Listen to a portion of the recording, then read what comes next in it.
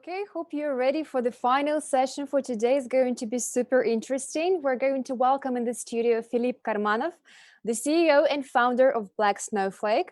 And I actually know one very interesting fact. The very first game Philip had his hands on was when he was just around 10 years old. How awesome is that, right? Seems unbelievable to me. All right, and we have Philip in this studio. Can you hear me? Yeah, of course. Oh, hello. Thank you very much for Hello. joining us today. How are you? Thank you. Very fine, thank you. Good? How's the whole quarantine thing going on? Not really troubling you, I hope? Not really, not really. Our workload wasn't affected, actually. Well, that's good to hear. Thank you for being a part of the conference, and we're very excited to listen to your Yeah. presentation. All yours. Okay, thank you. Okay, good evening, morning, afternoon, whatever time zone you are in. First of all, I would like to thank the White Knights team for a great opportunity to speak online at these times. So I'm going to share some insights on using social features in single-player games. This is going to be a somewhat short talk at the end of the long productive day, but before we start, I would like to introduce myself as usual. My name is Filipp Karmanov, and I am CEO and founder of Black Snowflake Games. We are a game development studio which is heavily focused on HTML5 content since 2013, so it's around 7 years. We've developed more than 60 mobile-first HTML5 games to this day. Now let's come to action. So in this session, we're going to cover some tips on how to take most out of social services for a single-player game. You may ask, why single-player? Well, because multiplayer games have social interaction as its basis. You just can't play, let's say, a Guard.io as presented on the slide alone. You need to play it with other people, or it won't be a rendezvous point in playing this game. So this leads to the viral nature of such multiplayer games. Users often share them with friends in order to play together, form clans, and so on. When it comes to single-player games, we don't have such virality factor, but we have plenty of social platforms instruments to at least try to replace it. So, our recent case is about launching a puzzle game which combines features of two famous games, 2014 and Tetris.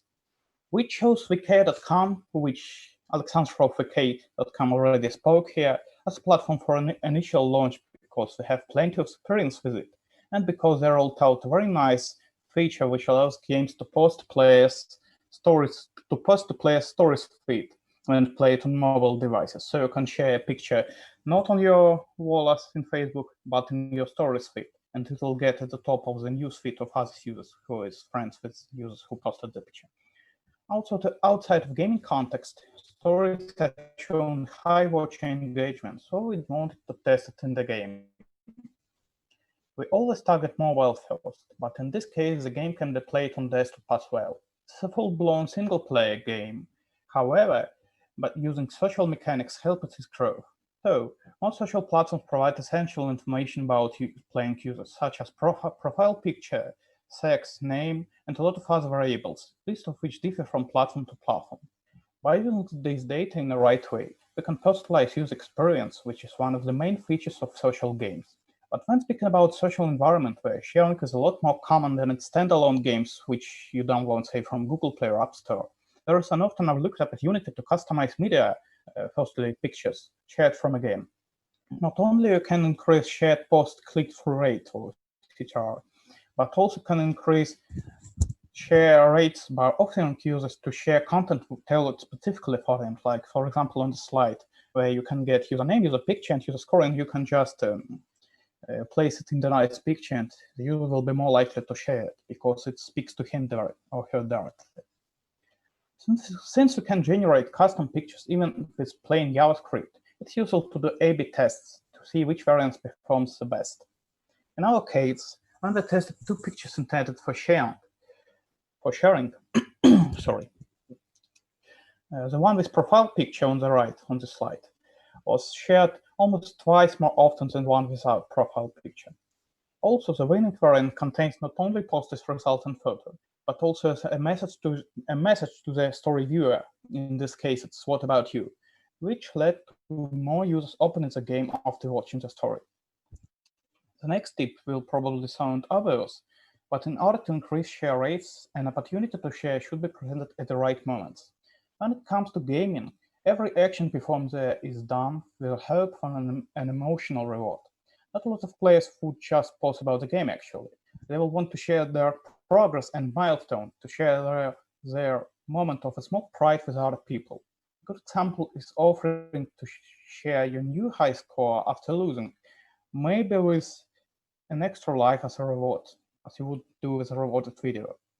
However, in our case, the game can be played for very long times before, before losing, and it doesn't feature natural gameplay breaks, such as, for example, level completion screens and something like that. And we already noted for future games to include the natural gameplay breaks in the concept of the game, not later. So we decided to implement a congratulation pop-up, which appear when player reaches the next biggest block of the session. For example, you combined 512 and 512 and got 1024. And you'll get a pop-up, which will offer you to share with a bright orange button. And of course, you'll have an option to close the pop-up without sharing. Not to mention that it also created a perfect moment to display interstitial ads right after closing the pop-up. Leaderboards can also be used as a way to let users interact with each other. Most platforms do offer leaderboard functionality. For example, Facebook offers leaderboards, Wiki.com offers their own leaderboards as well. But we decided to use our own solution because of its flexibility. In our case, alongside with the global leaderboards, which displays all the scores, there are also leaderboards for users' friends, your friends' records. Daily runner-ups, it's the top of players who played the game today. And a freshly released team leaderboard, which allows to play on the behalf of your favorite community. To explain this moment a bit more, imagine that the big community offers their audience to play the game in order to get to the top of this leaderboard. So they will probably post a link in their news feeds. So it can be a very nice traffic driver. And also there is a fun fact.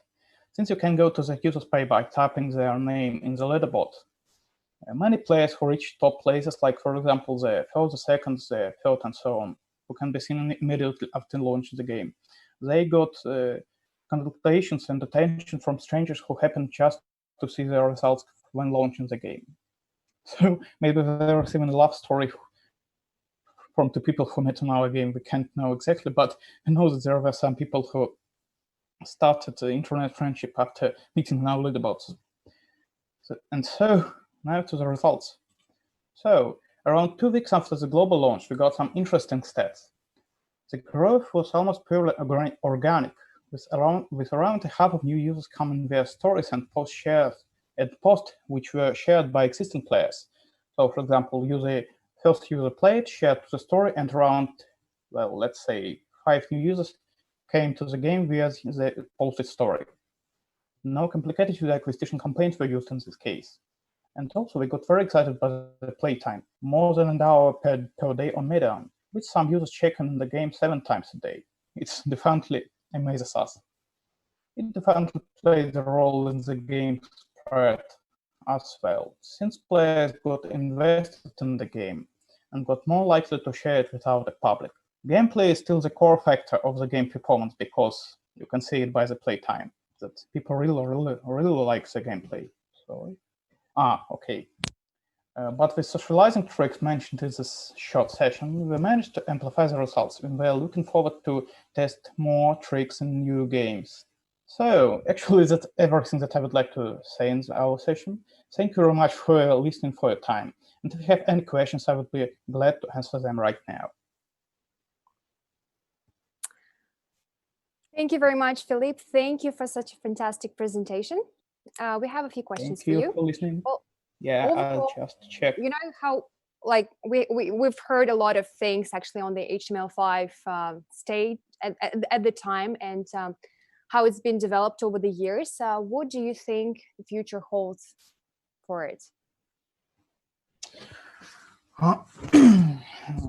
There are some technological trends which are going there and there.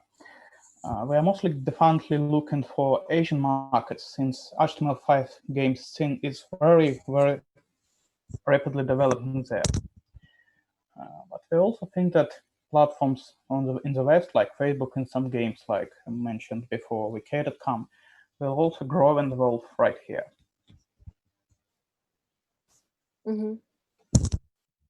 Thank you. And why do you believe HTML5 is so popular in Asia? Honestly, I can't say because we didn't do a very deep research yet, but I just say what I'm seeing. The HTML5 platforms are very, very popular here. Like, for example, WeChat mini programs. They even have HTML5 games in the Chinese version of TikTok. And there are a lot of games already. Yes, but only in China. Only in China at the moment. Okay. Thank you very much. Another question. What is more important to you, specifically playtime or retention? Both metrics are important. In this case, the retention was for writers as well. However, we got some, maybe it were bugs with analytics. It went to around 70% day one and then down to 3% day two. So we got a bit of time to analyze the retention, but at the end it was pretty good. Thank you very much. And what would you recommend to our fellow developers who are actually watching you right now?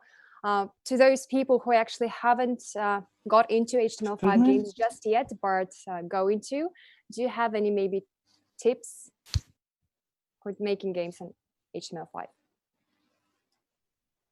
Maybe some specific areas where you would need to look into more and or pay attention to. How to succeed on the market. Actually, I just say that when developing games, when developing a game, if you are targeting HTML5, you should target HTML5 and not native mobile devices, because when we just started developing HTML5 games, our first project was porting an existing Android title to HTML5, and it was a lot of pain. But when we started developing games from scratch to HTML5, it got much more easy. So for the beginning state, it's an important tip. And would you maybe recommend any literature or any web resources where you can actually gather all the information there is about HTML5 world and learn something new on the topic? Maybe you have your particular favorites. Regarding the courses, actually, I don't know, because in our team, when I was alone, I just learned by myself without any courses. I've just, maybe I checked something, but I can't remember actually. Okay, well, fair enough, yeah. But and how many you of definitely can look at the existing games and check how they are made just by reverse engineering. And I don't know how to say. Okay, cool. And how many of you in the team right now? It's around 5 people. Oh, wow. You've gone a long way since you were 10. Yeah, very, very long. All right. Thank you very much, Filipp, for joining us today. It was very nice to have you in the studio in St. Petersburg, physically and virtually as well. It's very nice to